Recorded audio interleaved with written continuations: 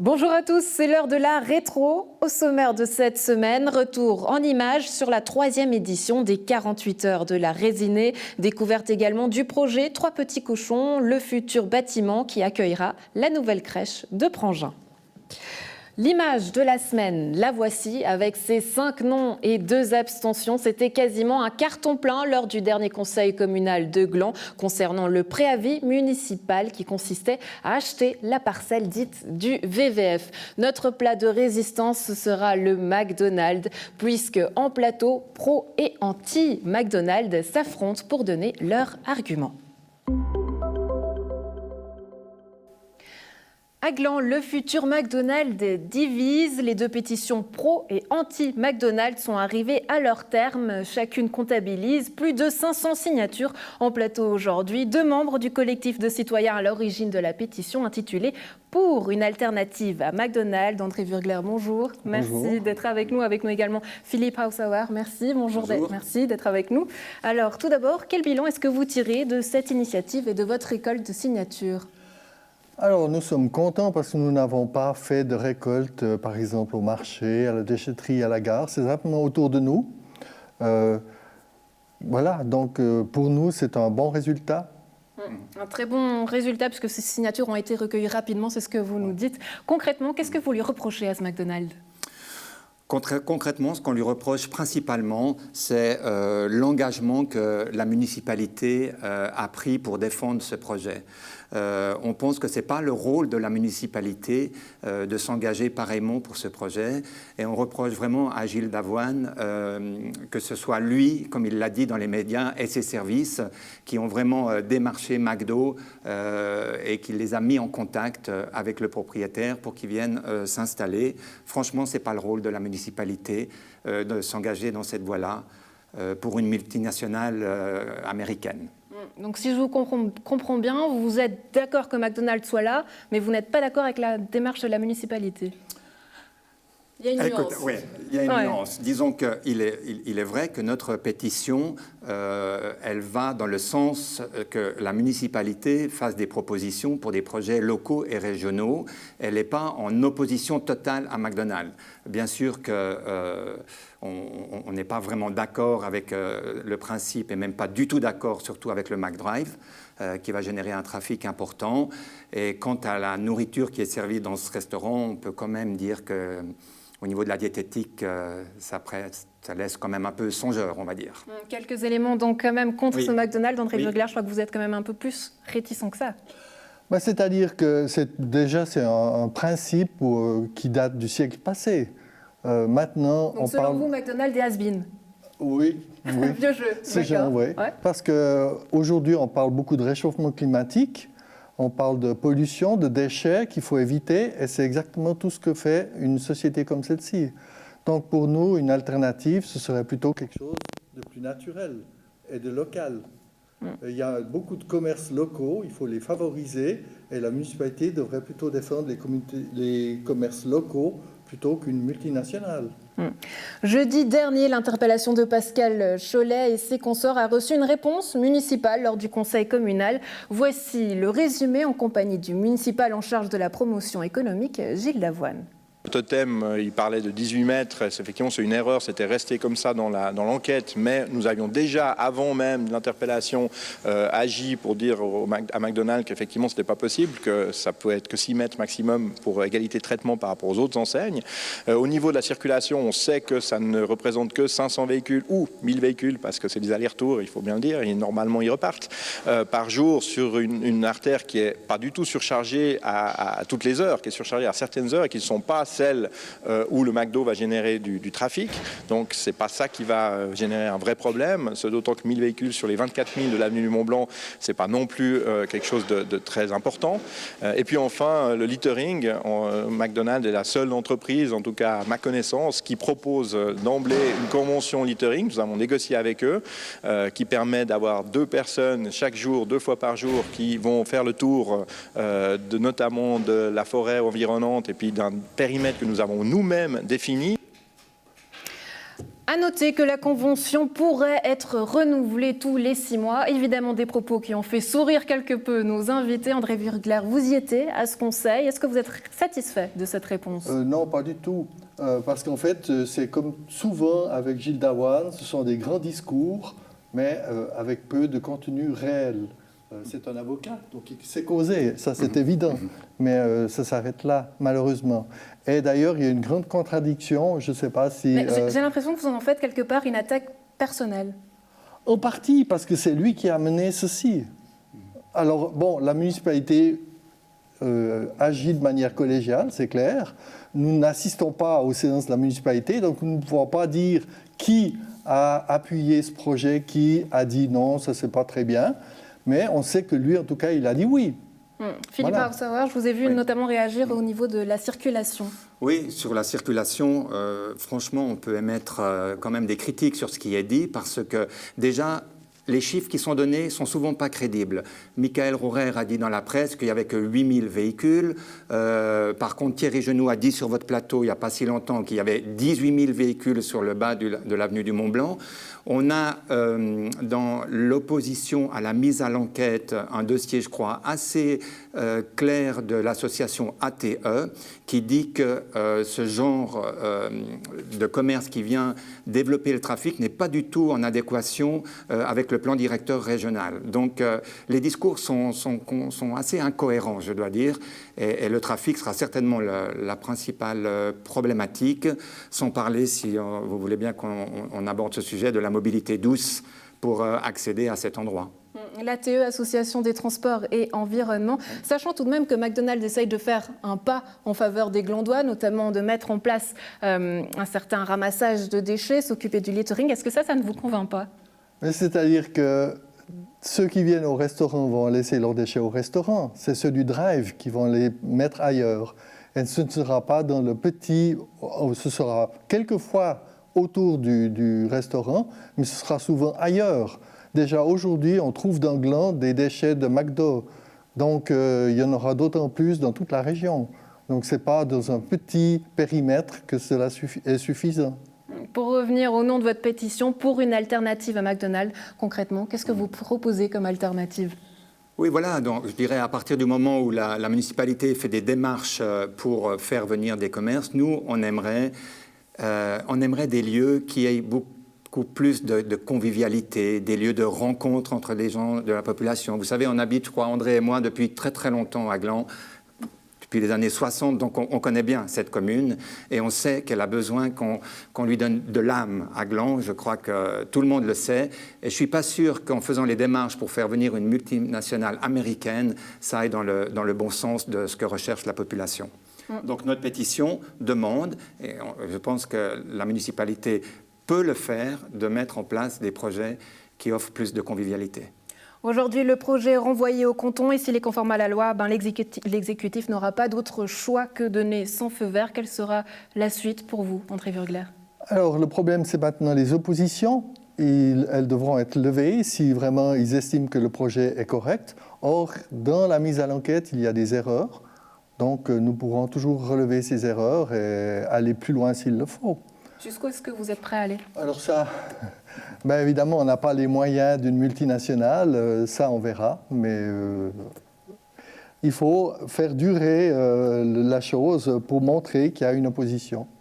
André Wurgler, Philippe Haussauer, merci beaucoup d'avoir été avec nous. À très bientôt. Merci. Merci. Gland s'offre la parcelle du VVF. Jeudi dernier, lors du conseil communal de Gland, Gland a accepté le préavis municipal consistant à acheter la parcelle dite du VVF pour un peu plus de 17 millions de francs. Reste désormais pour l'exécutif glandois à proposer un projet pour l'affectation future de ces deux bâtiments.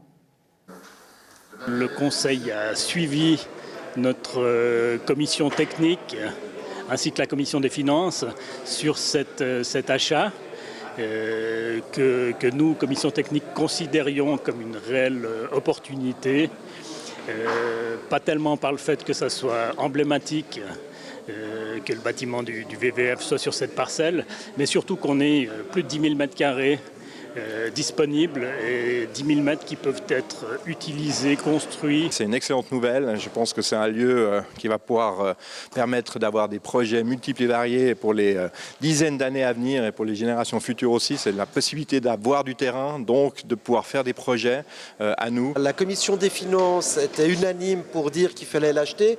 La commission technique a rendu qu'un rapport, mais pourtant le débat était bien autour de cette commission technique avec notamment un membre qui a hésité à produire un rapport de minorité. La commission technique, au début des discussions, était très partagée. On va dire qu'il y avait plus qu'un membre qui n'était pas pour cet achat, qui ne comprenait pas les motifs, et on a passablement débattu, ce qui fait que j'avais demandé un délai pour la remise du rapport, parce qu'on avait beaucoup de questions à poser à la municipalité, on a dû attendre des réponses, on a ensuite débattu tous ensemble, en connaissance de cause avec les réponses de la municipalité. Et finalement, la grande majorité de la commission s'est ralliée et était favorable à cet achat. Vous avez été suivi par la commission des finances. La commission technique, elle, a émis une série de vœux, dont le fait d'avoir une vision globale des besoins des locaux sur la commune, éventuellement de regrouper toute l'administration sur le site, voire d'étudier en fonction de l'utilisation un partage entre le privé et le public. Oui, et ces vœux sont logiques et cohérents. Donc nous avons répondu qu'effectivement c'est ce que nous allons faire. Pour l'instant, l'idée par rapport à la centralité de la chose, notamment, c'était plutôt de regrouper l'administration à Gare Sud. Mais cette acquisition-là va nous permettre justement de pouvoir réfléchir à tout ce qu'on pourrait faire aux différents endroits. Le but de ces vœux, c'était surtout lié à l'inquiétude qui était au départ, de dire oui, mais on achète une parcelle énorme, on achète des bâtiments très grands, et puis leur affectation, on la connaît finalement pas. Mais je crois que c'est un petit peu l'essence même de ce genre d'acquisition, c'est qu'on va faire en sorte de répondre aux attentes de société, des attentes des services communaux, des attentes d'un maximum de monde. La première phase, justement, ce sera quoi ? Alors la première phase, c'est dans les bâtiments existants.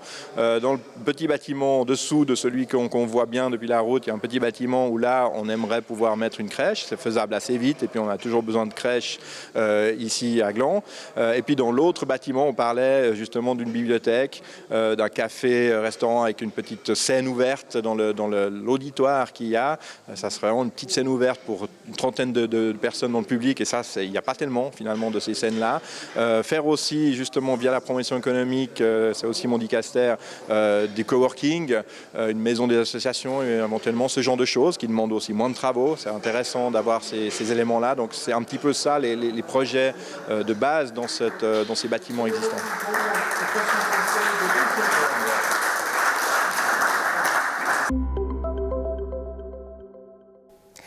Place au plat de résistance McDonald's. Aujourd'hui, après avoir reçu les opposants en plateau, on donne la parole au propriétaire des franchises McDonald's, Thibault Lafaux de Collonges. Bonjour. Merci d'être avec nous. Alors, quels sont les avantages à recevoir McDonald's ici à Gland ? Alors, ils sont multiples. On pourrait en débattre pendant un certain temps. Je vais essayer d'être synthétique. Le premier avantage est d'ordre économique, puisqu'évidemment, l'arrivée d'un McDonald's représente 50 à 60 emplois sur la ville de Gland. Le deuxième avantage, c'est que la société qui est la mienne, puisque je suis jeune entrepreneur de 42 ans et à la tête des 2 McDonald's de Nyon, s'installerait à Gland, donc ce qui veut dire que les contributions fiscales retomberaient au niveau de la ville de Gland. Et puis, bien évidemment, tout un tas d'avantages pour la population, à mon sens, dans le sens où on a aujourd'hui 3000 passages jour à Nyon, et on a à peu près un tiers de ces hôtes qui viennent de Gland, Arzier, Le Muy, Bassin, etc. Et ce sont des gens qui se déplacent jusqu'à Nyon puisqu'ils n'ont pas de restaurant McDonald's à proximité directe. Les avantages pour la population, justement, parlons-en, puisqu'on sait que ça suscite toujours beaucoup d'émotions. L'arrivée d'un McDonald's, 3e tentative à Gland. Pourquoi est-ce que c'est si compliqué de faire venir un McDonald's dans cette ville ? Alors je dirais, comme je l'ai dit juste avant, je suis jeune entrepreneur de 42 ans, papa de 4 enfants. Je me suis installé ici il y a à peu près 2 ans et demi en reprenant les 2 McDonald's de Nyon. Et je dirais que la grande différence, c'est qu'il n'y avait pas de franchisé McDonald's dans la région. Et donc finalement, ces échecs dont vous parlez sur les 15 dernières années n'en sont pas réellement. C'est peut-être qu'il n'y a pas eu l'énergie et la personne sur place pour mener à bien ce projet. Donc je m'y suis attelé, puisqu'il y avait quand même une forte demande. Mais on sent quand même une réticence de la forme de la population qui n'est pas toujours pro-McDo. Il vient d'où ce sentiment d'insécurité face aux géants du burger ? Je dirais qu'on est dans un pays démocratique avec une liberté d'installation, ce qui veut dire que McDonald's amène ce projet à bien et finalement chacun est libre ou pas de venir nous rendre visite. Donc je dirais que réticence par réticence, vous trouvez la même chose quelle que soit l'enseigne. Donc finalement, libre à chacun de venir nous rendre visite en espérant que le plus grand nombre auront envie au moins de faire la démarche de venir découvrir ce qu'on fait dans nos restaurants. Mais quand on est responsable d'une telle enseigne, d'une telle franchise, sachant qu'il y a des réticences, est-ce qu'on ne tente pas justement de changer certaines choses au McDonald's pour le rendre peut-être plus local, plus durable Tout à fait. Et c'est pour ça, encore une fois, que je suis l'ambassadeur de McDonald's, de la marque localement. Je suis implanté localement, je n'ai que des restaurants localement. Et je vais vous donner des exemples très concrets. Je fais par exemple travailler tout un tas d'étudiants dans les restaurants qui sont des étudiants EPFL, en graphisme, etc. et qui ont des contrats complètement adaptés à leur emploi du temps. Donc ça, c'est un exemple concret quand on fait du local. On fait par exemple travailler des agriculteurs locaux. En Suisse, on fait travailler plus de 10 000 agriculteurs. On achète à plus de 86% nos produits finalement en Suisse, autour des restaurants.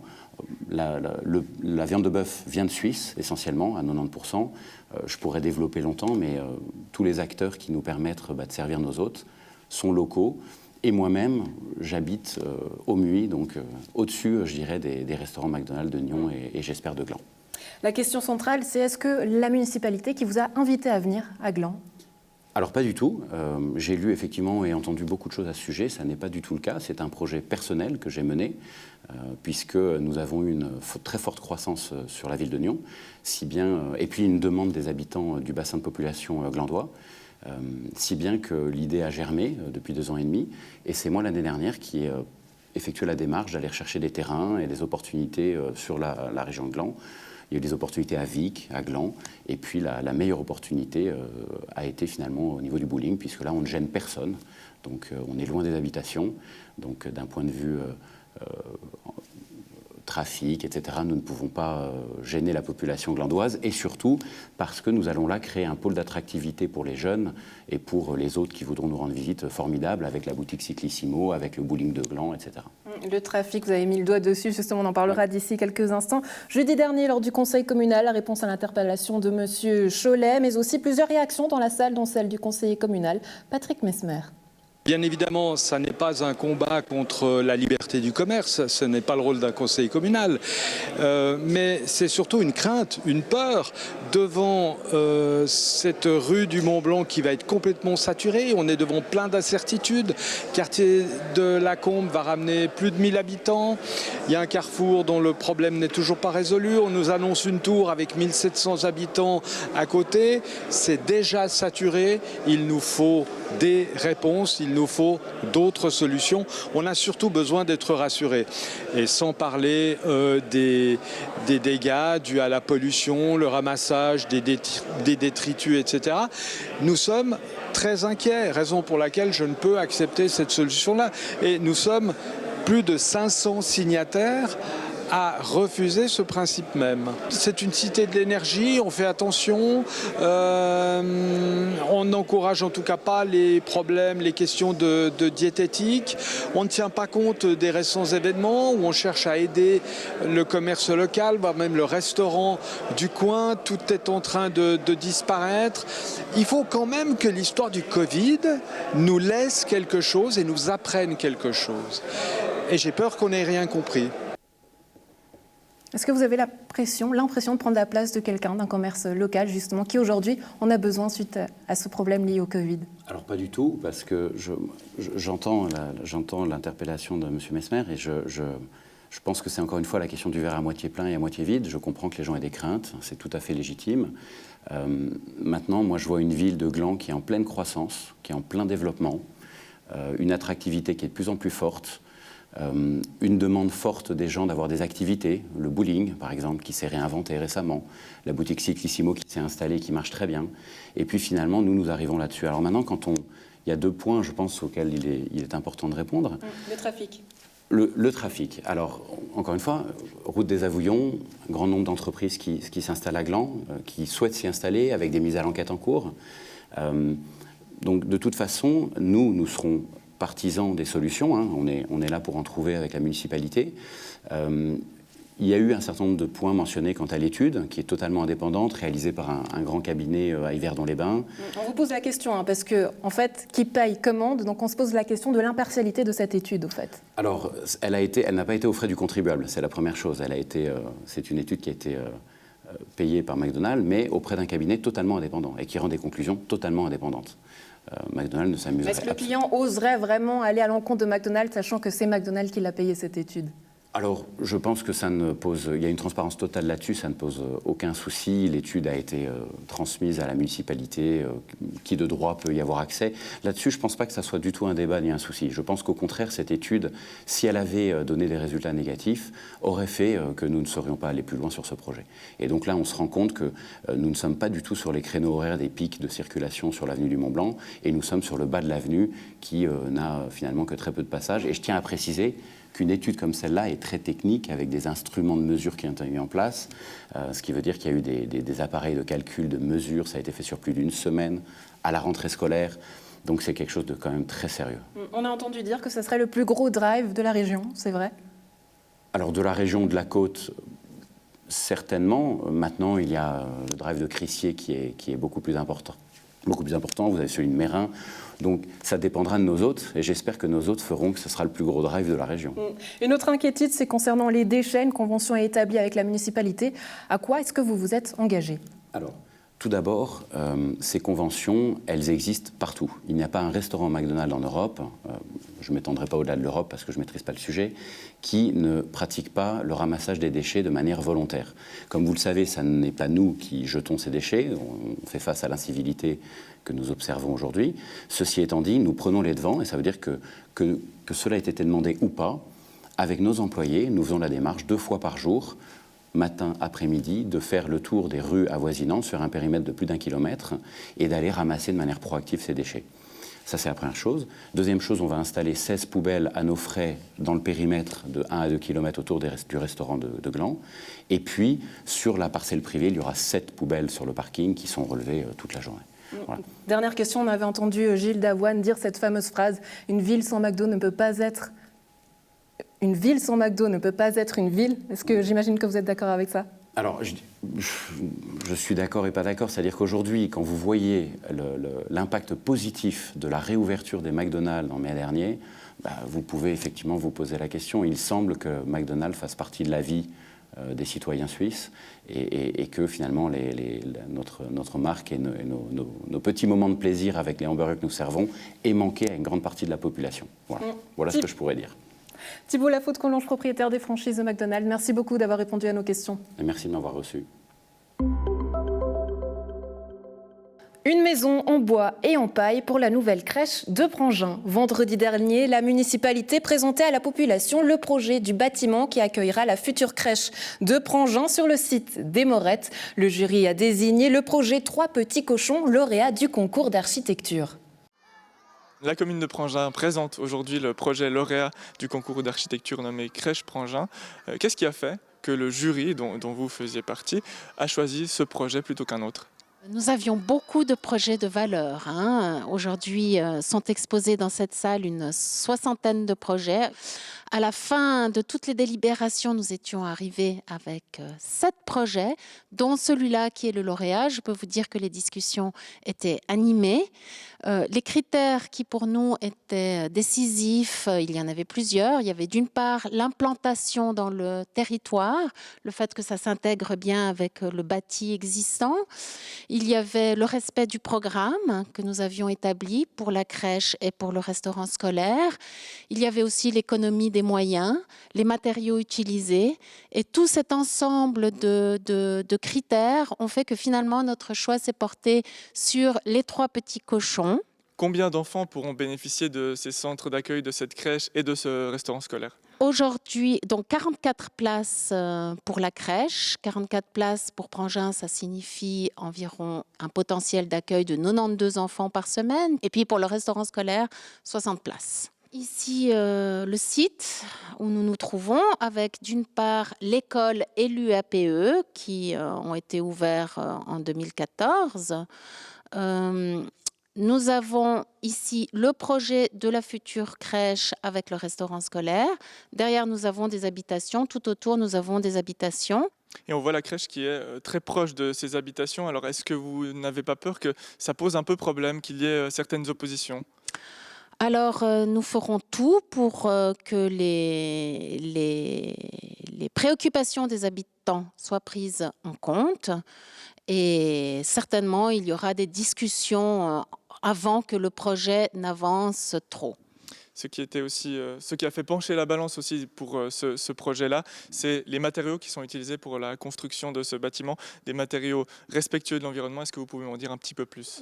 Tout à fait. Alors, un projet en bois qui utilise pour l'isolation de la paille. D'où le nom des 3 petits cochons. C'était vraiment nécessaire pour la commune d'avoir un centre d'accueil en plus. Oui, bien sûr, ça rentre dans une politique globale en faveur de la jeunesse pronginoise, qui a commencé d'ailleurs lors de la législature précédente avec la réalisation de l'école enfantine, qui est tout proche du futur emplacement de cette crèche, mais des investissements importants, encore une fois, sur 2 législatures et au cours de cette dernière, qui avoisinent les 20 millions de francs avec, je le citais, l'école enfantine, une cantine scolaire déjà pour les 8-12 ans, une rénovation des bâtiments existants, des bâtiments, des structures parascolaires. Donc, de gros efforts de la commune en faveur de la jeunesse. Et les crèches sont en quelque sorte le dernier maillon de cette politique. On aura, si vous me permettez l'expression, bouclé la boucle à la fin de cette législature pour un projet qui prendra forme encore en 2023 seulement. Mais aujourd'hui, c'est le début. Et on est ravis parce que c'est premièrement une première pour notre commune. On n'a jamais réalisé de crèche. Et ensuite, encore une fois, l'aboutissement d'une politique globale en faveur de la jeunesse.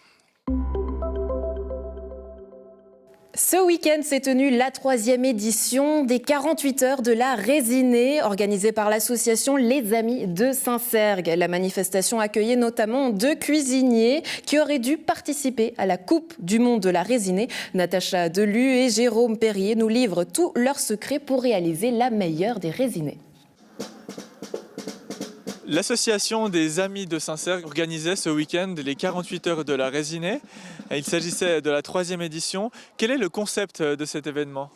Donc le concept de l'événement, c'est de faire surtout un petit marché, mais bien sûr autour de la résinée de Saint-Sergue. C'est une fête plutôt conviviale. On adore, donc les Amis de Saint-Sergue, on adore animer Saint-Sergue. Le but, c'est vraiment qu'on donne vie au village avec un petit marché qui est plutôt artisanal. On essaye de prendre justement des gens locaux. Cette année, on fait un nouveau concept. On a pris des food trucks parce qu'avant, on faisait à manger, mais c'était quand même assez compliqué. C'est un événement qu'on aime bien. Ça marque aussi un petit peu juste avant le début de l'hiver. Et puis voilà, c'est surtout autour du chaudron, on est au chaud, voilà. Ça fait 6 ans qu'on fait cette résinée et puis on est là chaque année au village, soit chez nous, soit là sur la place de fête. Explique-nous cette semaine comment elle s'est déroulée pour l'équipe qui aurait dû participer au championnat du monde de résinée. Ce week-end, en quoi est-ce qu'il a consisté ? Alors il y a déjà eu les préparations en amont où il a fallu déterminer notre équipe, des cuiseurs, leur tournus, parce que quand on commence à allumer le feu, il faut compter 25 heures et au bout de 25 heures, elle doit être terminée. Et on doit toujours alimenter le feu. Donc on doit avoir notre tournus avec... généralement on fait des équipes de 2. Et la nuit, si on est 3, c'est bien pour pouvoir maintenir le feu tout le temps. Et donc concrètement, comment est-ce que ça s'est passé ? Vous avez mis du jus de pomme puisque c'est l'ingrédient principal et ensuite on le cuit. Et on le cuit, exactement. Là c'est du jus de pomme, donc Gala et Golden qu'on a pris donc chez chez Pralervent à Signy. Et puis on avait 330 litres et une fois qu'on met le feu, on attend. Le but c'est d'évaporer un maximum d'eau pour avoir plus que le concentré du jus de pomme. Et le résultat final c'est de la résinée. Alors comment est-ce qu'on consomme cette résinée ? Alors comme tout le monde dit, la fameuse tarte à la résinée. Et puis après, nous, on la prête énormément dans le salé. En marinade, badigeonné sur un poulet à la broche, en sauce à salade, partout. C'est un condiment comme l'huile, le vinaigre et le magie. Pour certains. Mais qu'est-ce qui fait alors une bonne résinée? Quelle est la recette? Quel est l'ingrédient magique alors? Des bons fruits et des bons cuiseurs. Parce qu'il faut toujours être attentif au feu, qu'elle ne brûle pas, voilà, toujours être... On dit qu'on doit la tenir à 92 degrés au départ, et puis sur la fin, c'est là où être attentif, pas qu'elle accroche, et puis la monter en degrés pour attendre les 100-110 degrés. Et là, c'est hyper important parce que si on la brûle, eh ben, elle n'est pas bonne. Et ce qui est aussi important, c'est de dire que finalement, il n'y a pas d'ingrédients que l'on rajoute. Hein. Non, rien du tout, que le jus de pomme pressé et filtré pour nous, parce qu'on peut aussi la faire non filtrée. Et ce week-end, comment ça s'est passé? Cet événement, il a un peu remplacé les championnats du monde. C'était un bon échauffement? C'était un très bon échauffement. Oui, on est très contents et on rentre vraiment dans les 25 heures du championnat, donc c'est le principal. Vous êtes prêts en tout cas pour les championnats qui auront lieu donc l'année prochaine, du 8 au 10 octobre 2021, et ce sera à Pollier-le-Grand. Merci beaucoup. Merci à vous.